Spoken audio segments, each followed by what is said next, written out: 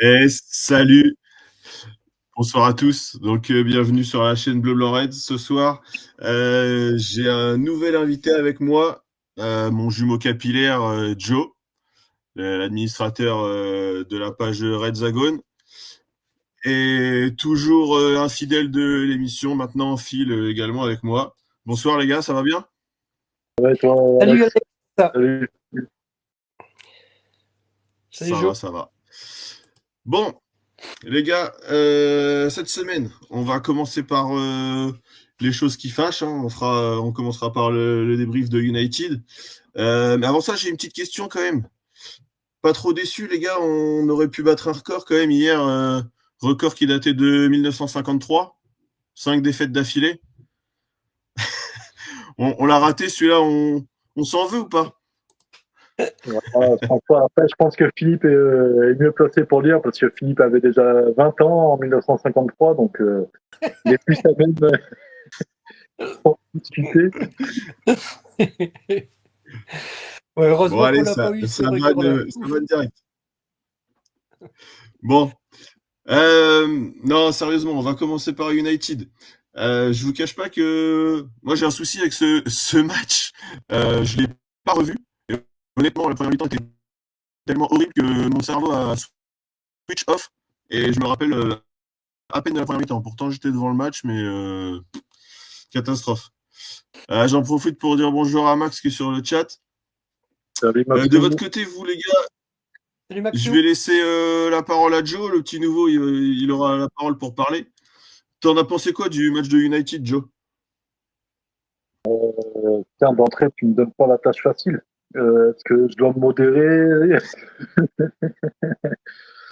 Non, non, ben, comme tout le monde, déjà déçu parce que c'est l'un des rivales historiques, donc c'est jamais plaisant de perdre contre United, hein, surtout au vu des dernières saisons. On avait l'habitude de prendre très largement dessus sur eux. Après, en soi, le match reflète le score. Hein, enfin, le score reflète le match, plutôt.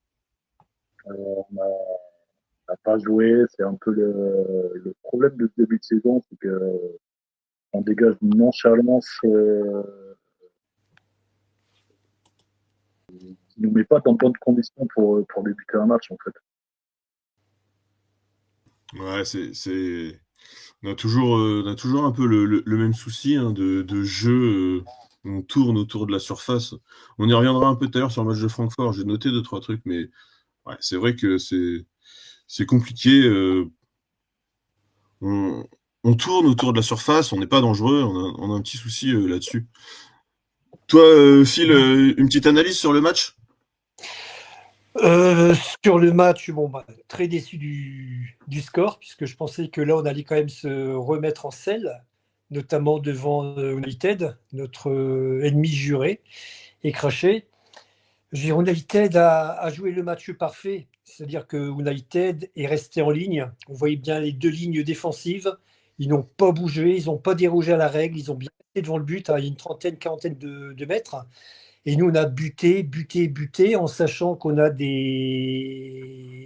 ligne d'avant avec Gakpo, avec Ikiteke, avec Salah, où c'est des joueurs qui jouent largement en profondeur, ou même avec bon, j'ai oublié le nom, c'est pas grave. Mais on a des joueurs qui jouent en profondeur et là, je veux dire, à chaque fois, on est confronté au même problème avec des défenses, des blocs très bas et on rentre dedans, on rentre dedans, on rentre dedans. Maintenant, on reprend le match, très déçu au bout de 90 minutes. 48 heures après, je repense un peu au match. On repense quand même à Gakpo où on n'a pas de réussite quand même, hein. Je veux dire, il y a Gakpo qui tire quand même 2 fois sur le poteau. On va dire une troisième fois sur un tir contré du défenseur qui va sur le deuxième poteau. Mais bon, il y a quand même 2 tirs qui sont directs, qui sont beaux, sur des belles actions où ça finit sur le poteau. Donc là, c'est bien dommage parce que je veux dire, il faut voir que dès l'instant où on mène contre United, je ne suis pas sûr qu'United revient. Du tout, du tout, du tout.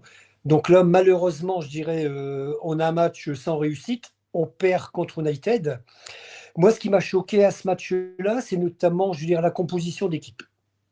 Je veux dire, j'ai toujours du mal cette année, dès l'instant où Slot aligne McAllister avec Gravenberch. Je trouve qu'il y a une incohérence sur nos deux milieux défensifs dès l'instant où ils jouent côte à côte. Je préfère voir jouer l'un ou l'autre. Je veux dire, je pense que le milieu, la circulation de balle est nettement meilleure. Dès l'instant, je veux dire, où les deux sont côte à côte, il y a un déséquilibre qui est fait automatiquement juste devant, donc pour Virtue ou alors pour Live, où on les voit qui sont tous les deux perdus. Il vaut mieux en avoir un derrière que deux. Moi, c'est le ressenti que j'ai. Et la dernière chose que je dirais, c'est le rendement de Salah. Je veux dire, où non, il fait encore un no match. On voit qu'il y a un ballon, je veux dire, le seul ballon qu'il a de toute façon hein, en deuxième mi-temps, juste devant le COP, où il peut la remettre et il fait un tir sans envie, sans goût, je veux dire, sans conviction. Je dirais ça, c'est désobligeant de voir un joueur avec son statut de réagir durant ce match-là, je veux dire, de cette façon-là. Donc, déçu du match, ça c'est vrai, notamment Ouais. devant United. Donc, On l'a voilà mon on l'a ressenti. Quoi, perdu un peu, ça là. Ouais. Maintenant, moi, c'est vrai que on parle de United, hein, forcément, c'est le grand rival. Maintenant, est-ce que si on sort l'aspect Manchester United de l'équation, euh, est-ce que on doit être aussi déçu de ce match? Alors, je suis d'accord, hein, on perd un match à domicile en première ligue, c'est pas normal, que ce soit United ou un autre. Maintenant, on voit quand même une belle deuxième mi-temps. En termes d'expected goal, on est au-dessus. On fait 3 poteaux. Euh, on les mange en deuxième mi-temps. Hein. On les mange. Il y a la réussite qui est pas là. C'est vrai. C'est rageant. Mhm. Si on enlève l'aspect United, forcément qu'on est déçu du match, mais je pense que on l'est pas autant que voilà l'aspect du cœur et l'aspect émotionnel sur ce match-là qui rentre en compte. Mhm. Alors, Euh, pas d'accord avec toi, Alex. Je pense que ce soit United ou une autre, la déception elle reste forte parce que c'est par la volonté du jeu, en fait. La volonté du jeu, ou comme tu disais en deuxième mi-temps, ça a été mieux qu'en première. De toute façon, il n'y avait pas photo parce que il y a eu un non-match en première. Mais cette volonté de vouloir faire quelque chose, de vouloir réagir, il nous a fallu attendre quand même la 70 ou 75e pour égaliser, voire plus, je crois même, pour après limite se contenter de ça et se faire piéger à la fin, quoi. Donc ouais, que ce soit United ou une autre équipe, change mais un peu, c'est le visage qu'on montre en fait. je suis d'accord avec toi. Maintenant, est-ce que tu penses pas que ce fameux visage qu'on a montré, alors là, la responsabilité en revient à Klopp, hein, à Slot, pardon, petit lapsus, mais pour le coup, c'est vraiment la compo de fin de match pour moi qui tire l'équipe vers le haut. C'est même pas une question d'état d'esprit, c'est vraiment les mecs qui étaient sur le terrain. Alors l'état d'esprit, oui, parce que peut-être que les mecs qui étaient sur le terrain sur la première heure de jeu n'ont pas fait le taf. Mais l'équipe qu'on voit en fin de match contre United, c'est à peu près l'équipe qui démarre le match contre Francfort et on l'a vu, c'était un tout autre match. Euh, voilà, je pense Mhm. que Slot, on y reviendra. Hein, il va falloir qu'il se remette en question. On reparlera un peu des compos, etc. en fin de live. Oui. Mais ça a un impact énorme. On voit actuellement, Slot fait énormément tourner. Et on n'est pas du tout homogène dans un match. Entre le début du match et la fin du match, on n'a jamais le même niveau. C'est ça, et est-ce qu'on a réellement abordé ce match sérieusement? Parce que comme je disais tout à l'heure, on a été quelques années à leur rouler dessus. Est-ce qu'on ne faut pas dire que cette année ça va être la même? ça va être facile. United, maintenant, c'est dans la poche. Et contrairement à d'habitude, mais eux, par contre, on les a sentis déjà présents dans l'impact physique. Ils ont eu de la réussite, mais comme disait Philippe, et je le rejoins, ils ont joué le match de la première à la 95e, quoi, que nous, on n'a pas fait. Mhm. Je suis d'accord avec toi. Je suis d'accord avec toi. Je J'en profite. rebondis, je Vas-y, Philippe. rebondis sur ce que Joe et toi, Alex, vous venez de dire, qu'on a commencé à jouer à la 70e minute, où là, on a vu quelque chose. Vous avez tout à fait raison. Et là, je reviens à ce que je disais tout à l'heure. À la 70e minute, quand il y a les changements, on sort qui? Gravenberch et on sort Maka, les deux milieux défensifs. Dès Mais oui, mais l'instant, on joue avec un cran plus haut. Donc là, dans l'animation de jeu, ça passe tout de suite beaucoup, beaucoup, beaucoup mieux. c'est normal parce que quelque part, le rôle, ils l'ont en commun. Gravenberch et Maka, en fait, c'est des récupérateurs. Mhm. Donc, ils font un gros travail défensif pour venir récupérer. Gravenberch a la tendance à pouvoir remonter plus facilement et aisément le ballon pour distribuer que Maka. Mais en soi, ils ont le même rôle. Et c'est là que je te rejoins, Philippe, c'est que les deux à jouer ensemble, c'est compliqué parce que ayant le même rôle, ils font exactement le même taf Mhm. et ça nous dispense d'un joueur, on va dire, un peu plus offensif du coup. Exactement. Exactement. Bon, ça. Je sais pas si vous avez autre chose à ajouter sur le match, parce que sinon, le sujet des milieux défensifs m'offre une belle transition, mais si vous avez quelque chose pour conclure sur United, n'hésitez pas. Sur United, que je lui en veux, hein, mais ouais, Mamadou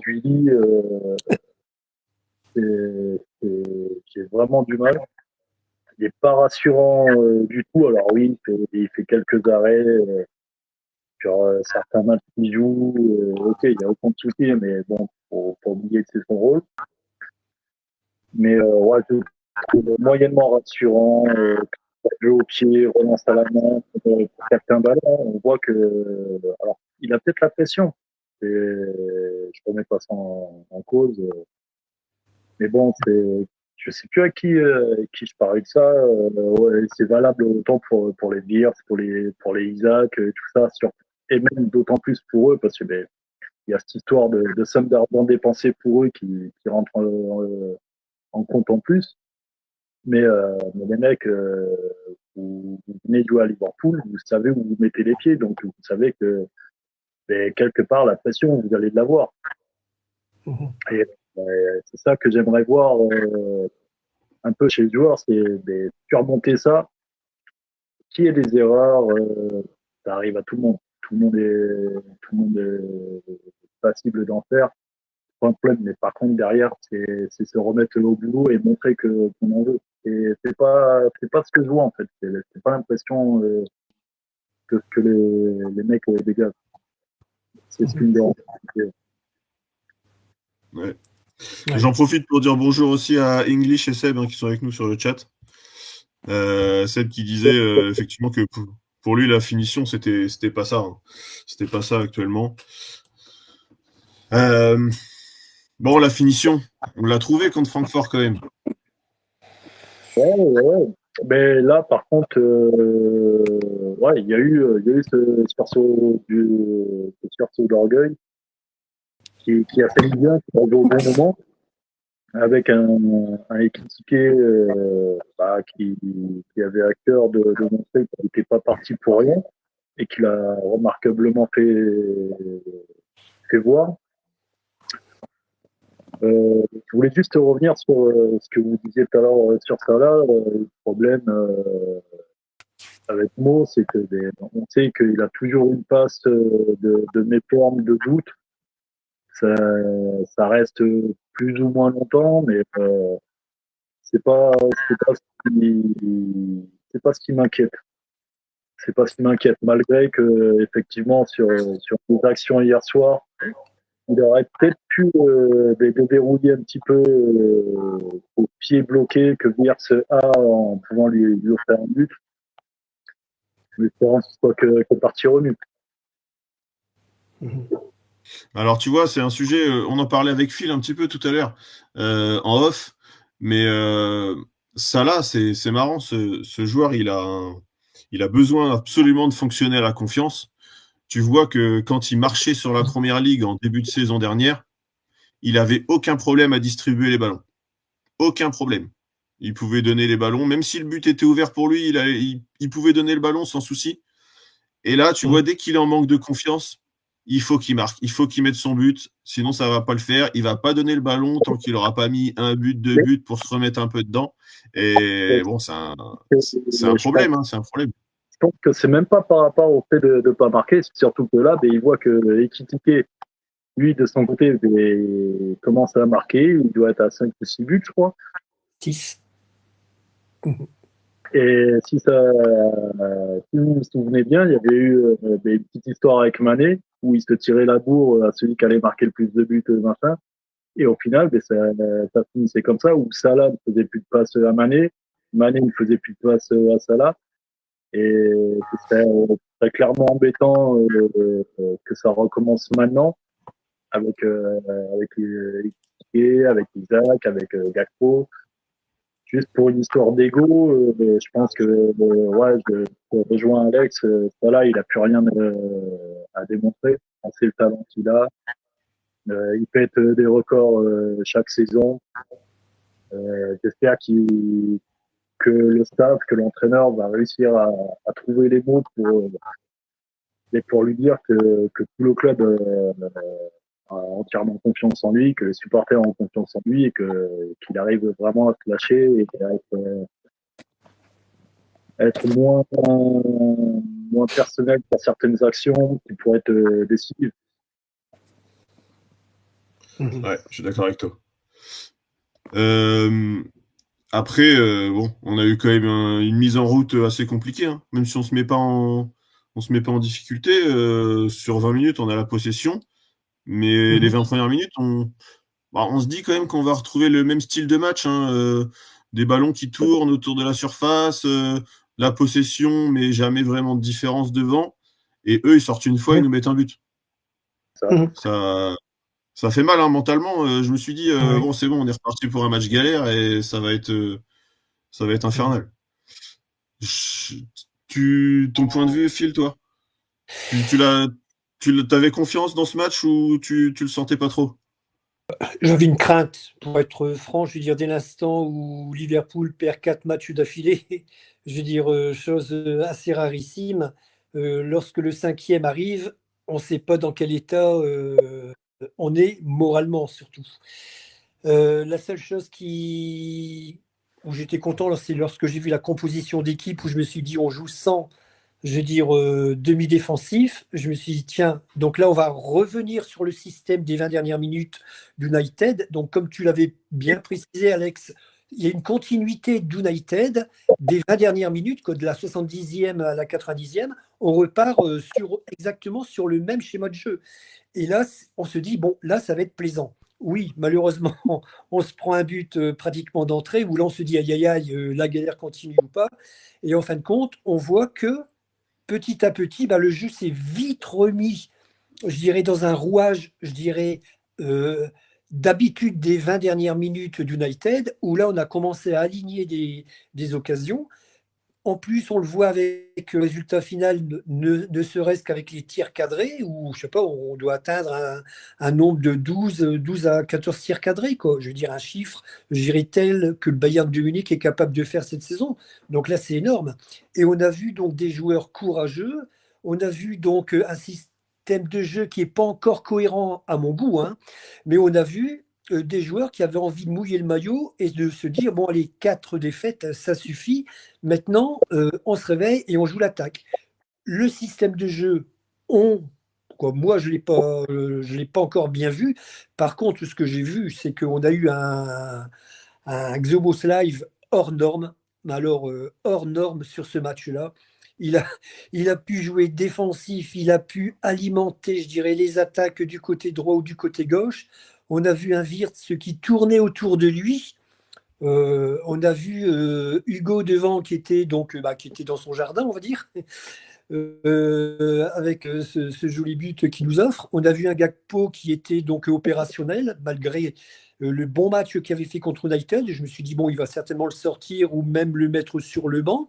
En fin de compte, il a fait jouer puis il fait un très bon match aussi. La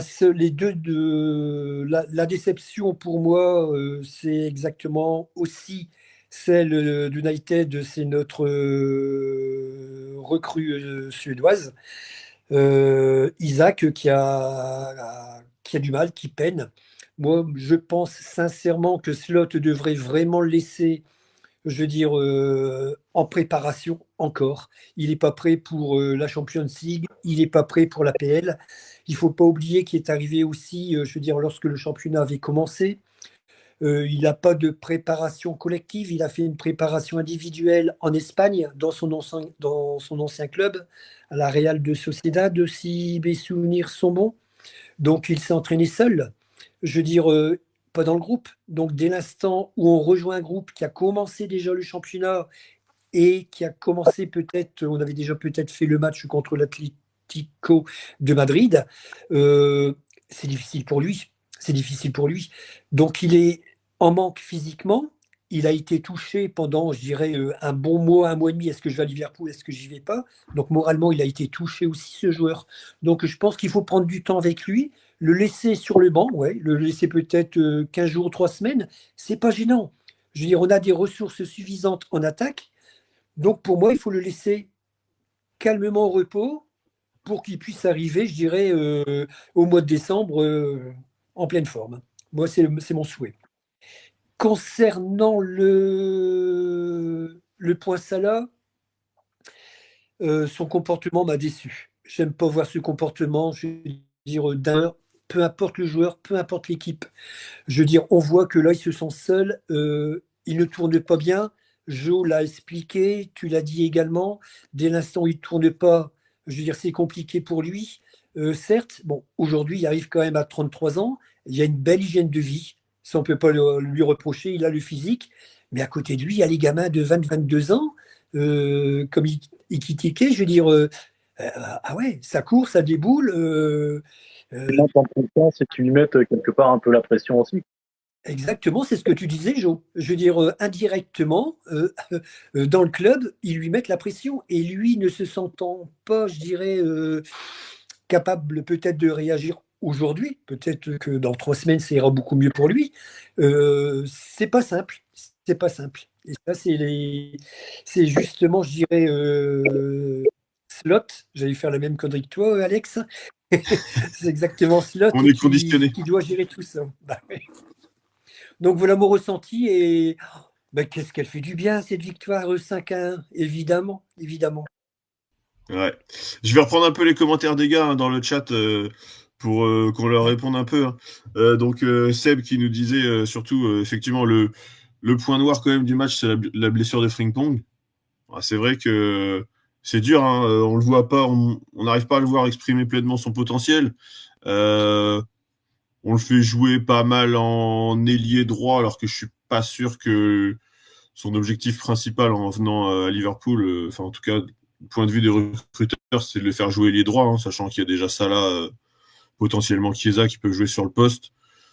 Son rôle numéro 1, c'était peut-être pas ça. On l'a très peu vu au poste d'arrière droit parce qu'on met du Szoboszlai en permanence. Voilà, ça, vous savez un peu ce qu'on en pense tous.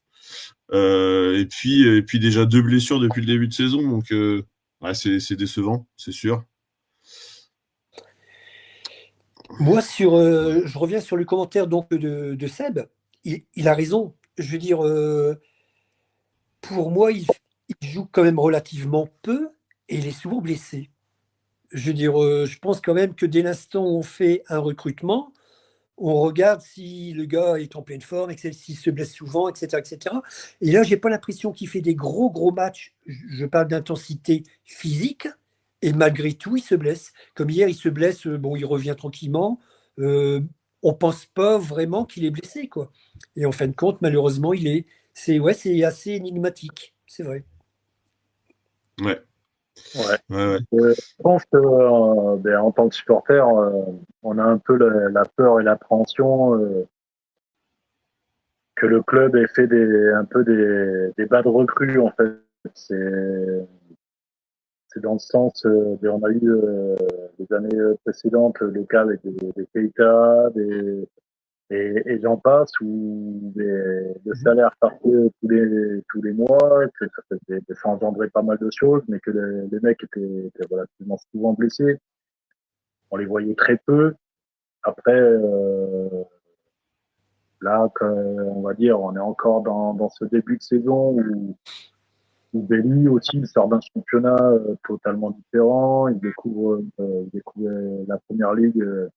C'est comme Liers, hein, donc l'impact physique il est autre qu'en Allemagne, hein.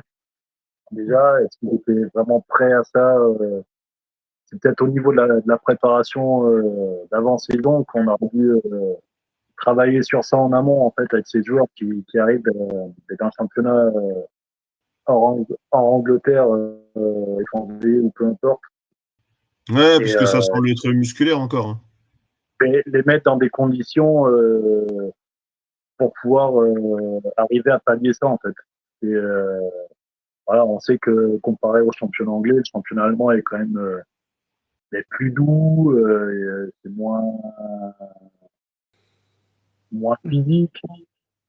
Donc les joueurs, et on le voit aussi avec Wirtz, qui avait plus d'espace, plus de champ pour s'exprimer, pour courir, récupérer des ballons. Il pouvait les remonter sur 20, 30, 40 mètres et distribuer dans la foulée. Et ça marchait. Sauf que là, en Angleterre, c'est pas ça. Tu récupères un ballon, t'as les deux milieux, voire le défenseur qui arrive, t'as deux, trois joueurs sur toi direct. Et puis, l'impact physique, il est là en plus. Donc, ça fait pas mal de barrières pour ces nouveaux joueurs qui découvrent le championnat. Ouais.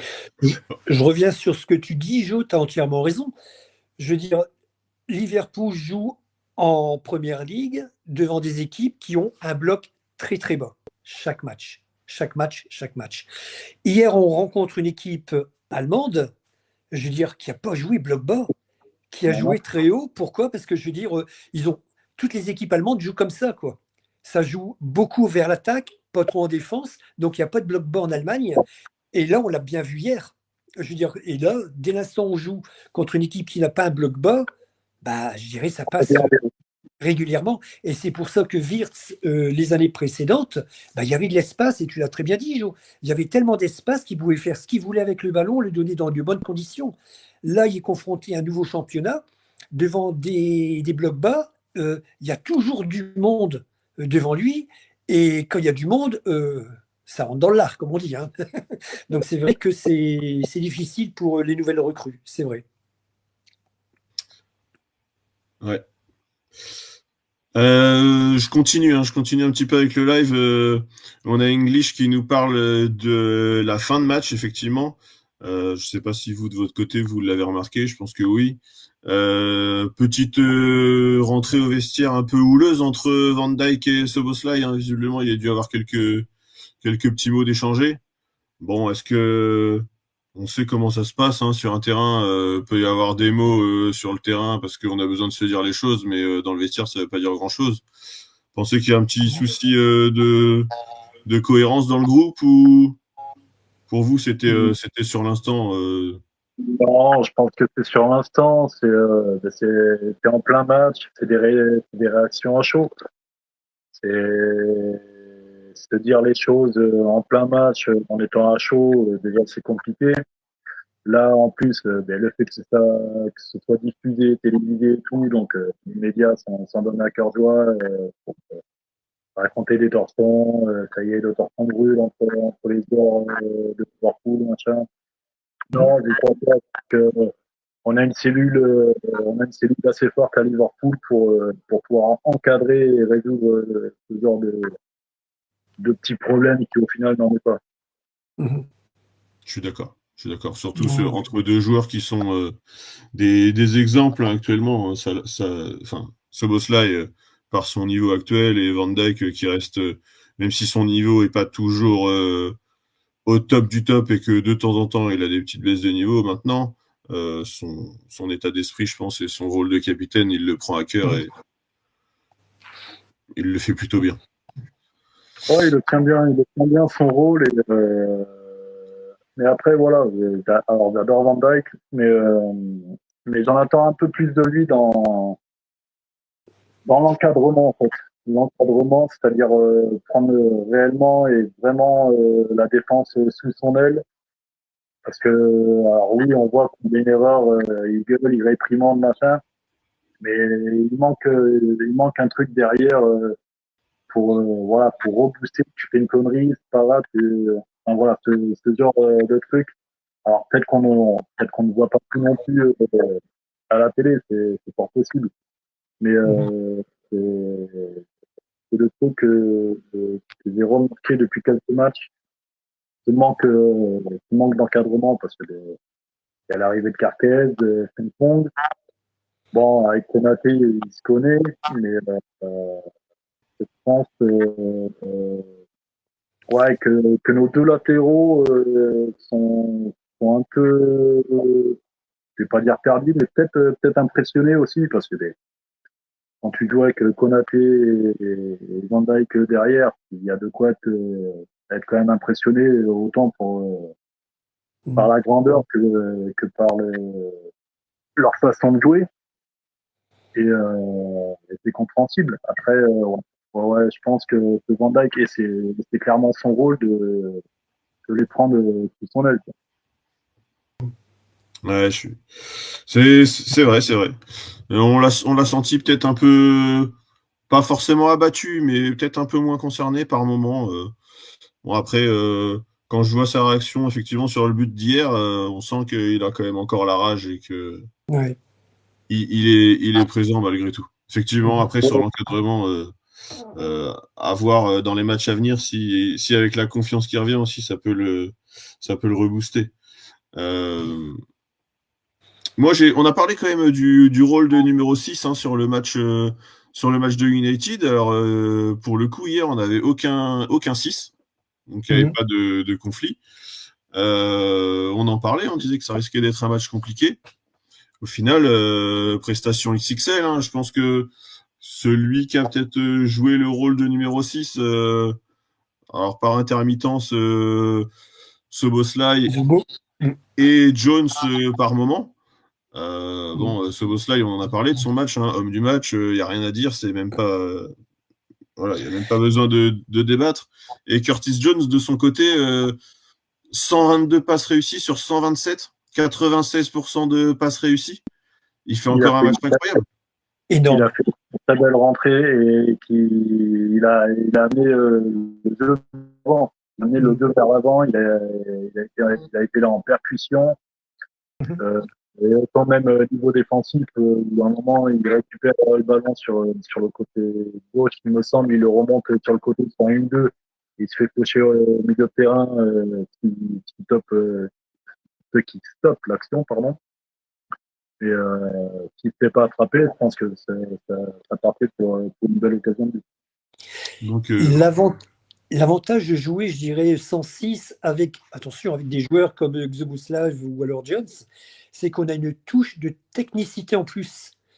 Parce que je veux dire, ils sont capables, et on l'a vu plusieurs fois hier, Jones ou alors Xoboslav, éliminer deux joueurs comme à rien pour pouvoir monter et casser une ligne. Je dirais c'est hyper appréciable. Donc la touche de technicité en plus sur des faux numéro 6, comme on a pu jouer hier, ouais, ça peut être très intéressant. Ça peut être très intéressant. Alors si ça vient de slot, bon, ben, total respect. Ouais, je suis d'accord avec toi, Philippe. Ce niveau de technicité qu'on a entre les deux, c'est rare. C'est rare déjà d'en avoir un dans son équipe. On a la chance Ouais. d'en avoir deux. Mm. C'est pas à négliger, Ouais. c'est à utiliser avec intelligence. Ouais. Par contre, Je ferai simplement une petite aparté où ce que j'ai adoré hier, c'est Robertson, la passe D qui envoie donc à Hugo lorsqu'il marque le 1-0. Mais là, on voit le jeu à l'ancienne de club qu'on avait, où nos latéraux, donc que ça soit Alexander ou alors Robertson, boum, balancé directement devant. Et quand on regarde la passe de Robertson, elle est très juste. C'est pas un ballon que je balance devant et puis débrouille-toi pour l'avoir. Non, non. Elle est très douce. Elle est à ras de terre. Il n'y a pas de contrôle. Il y a simplement à courir et à prendre la balle et à faire la finition. Ce qui est difficile. Mais je veux dire, la passe de Robertson se faisait longtemps. Et qu'est-ce qu'elle m'a fait plaisir, celle-là. Eh ben, Ouais. English faisait exactement la même réflexion que toi Ah, sur le chat. Donc tu ah vois, bon. les grands esprits se rencontrent. Salut Hein. English. Et English, du coup, tu parles de Slot qui, en conférence de presse, parlait de la différence entre Francfort et les autres équipes qu'on a jouées, c'est que Francfort joue énormément à terre. Ouais, effectivement, tu penses que ça a un impact sur notre réussite dans notre jeu de notre côté? Dis-nous dis-nous ce que tu en as pensé. Moi, j'ai trouvé que... Alors, c'est pareil, hein, on discute pas mal lors des matchs entre nous. C'était assez marrant parce que du coup, juste avant le but, en fait, j'étais en train de dire qu'on on retrouvait le jeu stéréotypé, qu'on avait du mal à faire les redoublements de passes qu'on avait l'habitude de voir, même encore l'année dernière, les jeux dans les petits espaces, les jeux de passes dans les petits espaces, dans les 30 derniers mètres, où on arrive toujours à trouver, justement, là, on parle de la passe de robot, donc qui part de loin cette passe-là, mais l'année dernière, on arrivait à trouver souvent avec des McAllister des passes incroyables, des passes dans les petits espaces, en profondeur, etc., qu'on n'arrivait pas à faire. Évidemment, au moment où j'ai dit ça, on s'est mis, on s'est mis à faire une passe en profondeur pour Ekitike qui va au but. Et derrière, je continue mon explication en disant que on abuse des longs centres et qu'on n'arrive pas à marquer sur des longs centres ou des coups de pied arrêtés, etc., qu'on est en difficulté, contrairement à un Arsenal qui actuellement ne fait que ça. Et bon, on enchaîne avec 2 corners et 2 buts derrière sur corner. Donc, comme quoi, le hasard adore nous donner tort. Non, Et non, je pense qu'il n'y a pas il y a pas de hasard, Alex. Je pense que dorénavant, sur toutes les conversations qu'on aura pendant les matchs, il sera l'obligation de pointer les défauts de Liverpool pour qu'on soit sûr de marquer.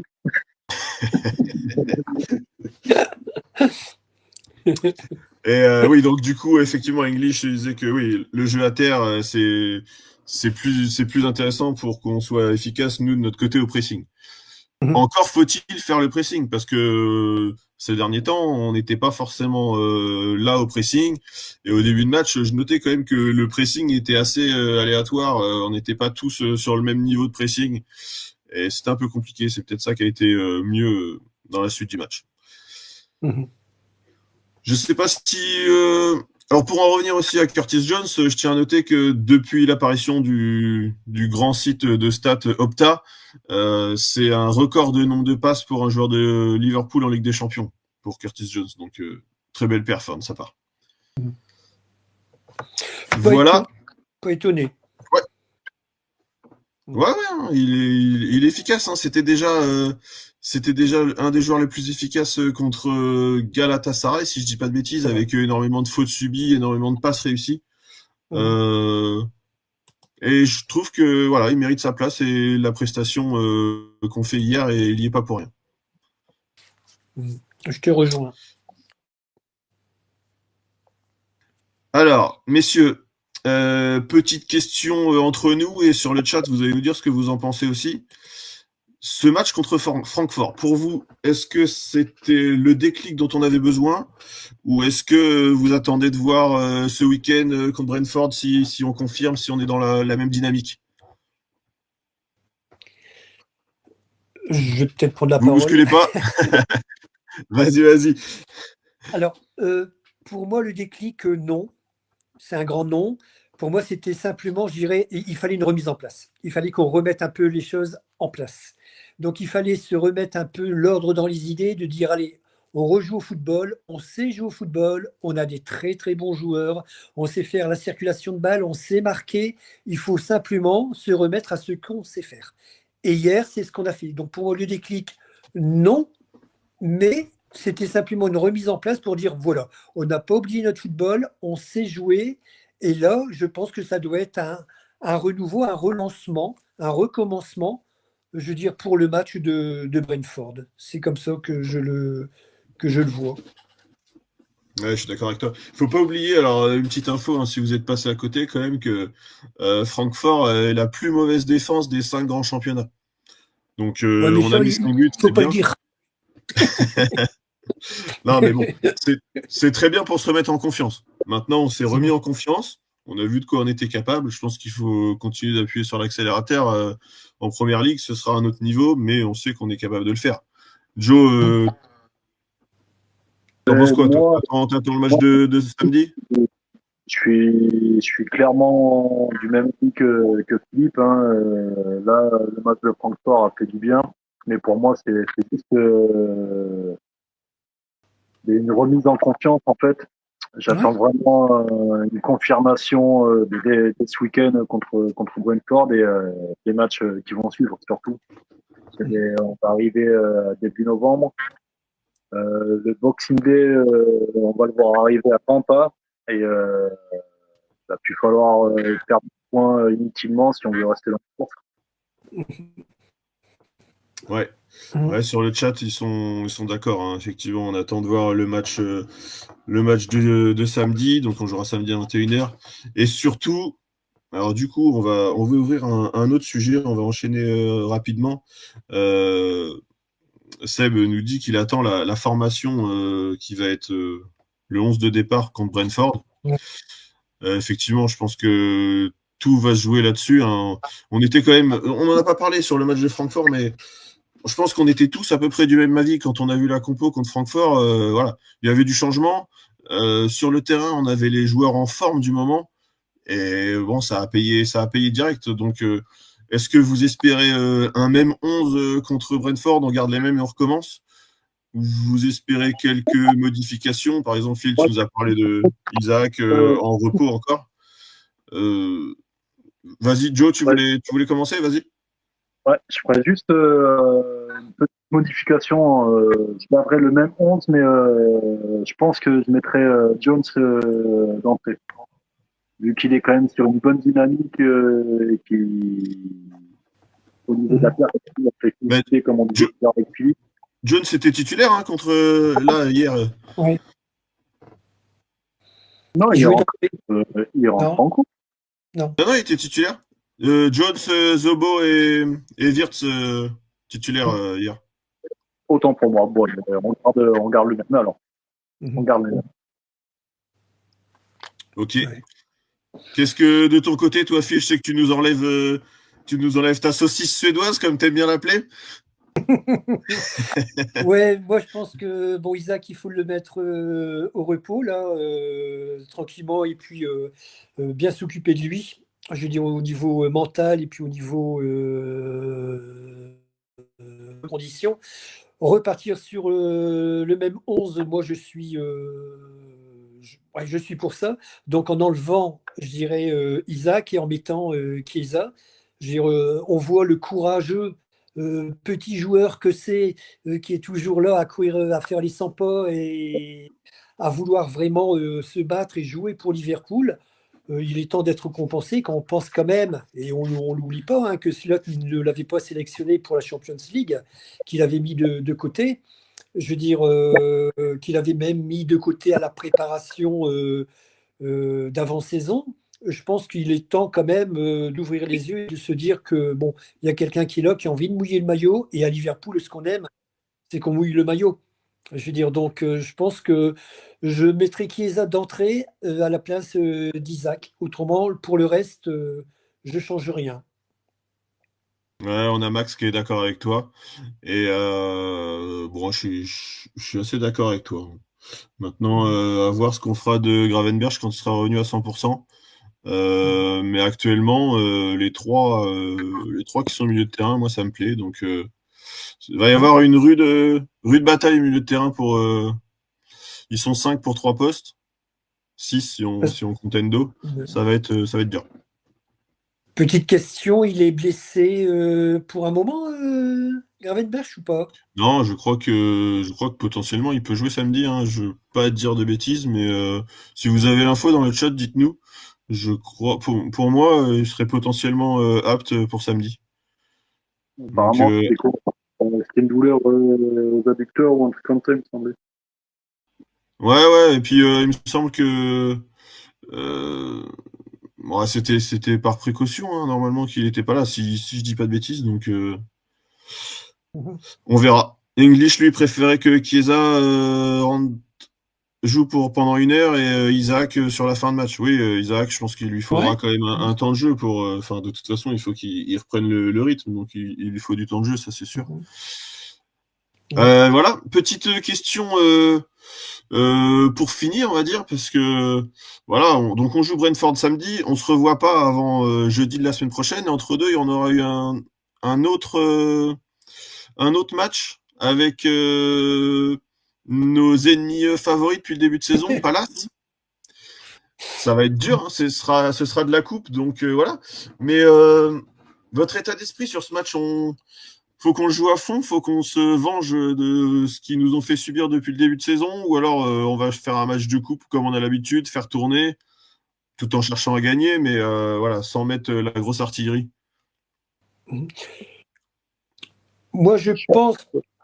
Ouais, vas-y, je te laisse. Je pense que là, les matchs de coupe, on n'est pas assez bien embarqué sur le reste des compétitions pour se permettre de pouvoir les jouer à fond, prendre des risques de blessures et tout ça. Je pense que le mieux, ouais, ce serait de donner du temps de jeu aux petits jeunes, aux petits Rio, tous ceux qui ont moins de temps de jeu. Mhm. Et quitte à se faire éliminer, c'est quelque chose à laquelle il faut s'y attendre aussi, parce que des Palace, depuis l'année dernière, c'est un gros concurrent. Je pense que en Coupe d'Europe, ils peuvent faire un beau parcours. Ils l'ont encore démontré à chaque fois qu'ils jouent contre nous. Hein. Ils nous posent énormément de problèmes. C'est des matchs durs, engagés, et on sait que eux, de leur côté, ils lâchent rien. Donc, ouais, je serais pour faire l'impasse, on va dire, entre parenthèses, sur un match de cup et vraiment se focaliser sur la reprise des points en championnat et en Ligue des Champions. Ouais. Ouais, c'est un match pour reprendre confiance. Il faut essayer de donner un maximum de confiance à ceux qui en ont besoin. Je pense des Salah, des Isaac, du temps de jeu Ngouma, je suis assez d'accord, hein. Mhm. Si de ton côté? Bah, je vous rejoins un peu. Moi, je pense qu'on doit partir pour un match comme ça. Donc, c'est la Coupe de la Ligue, hein, c'est pas la Cup, hein, je crois. Je crois que c'est la Coupe de la Ligue, Crystal. EFL, ouais, ça doit être, ouais, c'est ça, la Coupe La des Ligues, la EFL. Carabao Cup. Ouais. Ouais. Donc, moi, je pense que, ouais, comme je vous dis, je le rejoins en faisant jouer, je dirais, ceux qui ont peu de temps de jeu. En plus, bon, on peut faire 4 à 5 changements, donc rien ne nous dérange de faire jouer les rentrants les 30, la dernière demi-heure, par exemple, s'il faut assurer les résultats ou pas. Ou pas. Donc, ouais, je pense que là, c'est le moyen de faire le turnover, parce que juste après Crystal, on a quand même Aston Villa et le Real du Madrid arrive. Donc, tout va s'enchaîner rapidement et on sait qu'Aston Villa, c'est pas non plus une mince affaire. Donc, ouais, c'est l'occasion de faire tourner l'équipe, de faire jouer Ando, Rio, tous ces joueurs-là, quoi. Ouais, exactement. Et Concernant Gravenberch, on nous dit que les gars nous disent dans le chat, hein, c'était une entorse et oui, donc potentiellement il est dispo samedi. Donc à confirmer peut-être demain soir, on aura l'info, mais il devrait potentiellement être là. ok. Alors, par contre, s'il est opérationnel, je suis pratiquement sûr que Slot va le faire jouer d'entrée.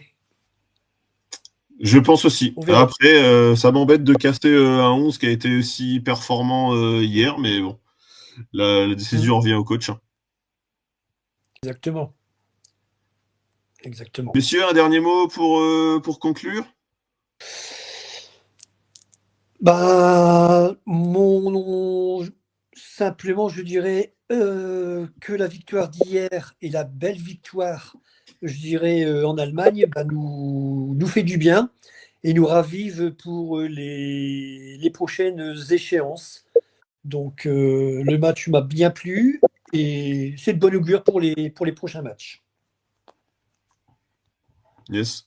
Joe, un dernier Ouais, mot? ouais, pour Jean-Philippe, j'espère que cette victoire va nous mettre sur la bonne dynamique, et vraiment confirmer sur les matchs à venir avec une solidarité, une solidité qui nous est chère. Parce que, c'est quelque chose, comme disait Philippe tout à l'heure, c'est quelque chose à Liverpool et la solidarité et la combativité font du club ce qu'il est aujourd'hui. Et j'espère que ouais, sur les prochains matchs, les résultats sont satisfaisants et qu'on arrivera sur les lives avec le sourire aux lèvres et pouvoir débattre plus sereinement. Ok, super. Eh ben les gars, merci pour ce live. Donc Ouais, prochain rendez-vous jeudi prochain à 21h. Si ça vous a plu, n'oubliez pas de vous abonner à la chaîne, que ce soit sur YouTube ou sur Twitch. Et les rendez-vous de la semaine, vous avez donc on joue Brentford samedi à 21h à Londres. Et la semaine prochaine, on jouera donc en Cup, en Carabao Cup contre nos ennemis jurés de Crystal Palace cette année. Hein. Je pense qu'ils sont encore plus ils sont encore plus pénibles que United ou City cette année pour nous. C'est le troisième match qu'on va jouer contre eux et ce coup-ci, j'espère qu'on va gagner. Voilà, donc ce sera à Anfield à 20h45 mercredi. Messieurs, bonne soirée. Ouais, t'as un dernier mot, Joe? non, Oh, je dis pardon. au revoir. Non, j'ai simplement dire Crystal Palace, l'année prochaine, ça ira beaucoup mieux une fois qu'on aura pris Guéhi. C'est tout. On espère il aura changé de camp d'ici là. Ouais. Voilà. Messieurs, bonne soirée. Le chat, bonne Bonsoir soirée. Alex. Bonsoir Joe. Bonsoir à Ciao. tous et You'll Never Walk Alone. Et on y va aux colonnes.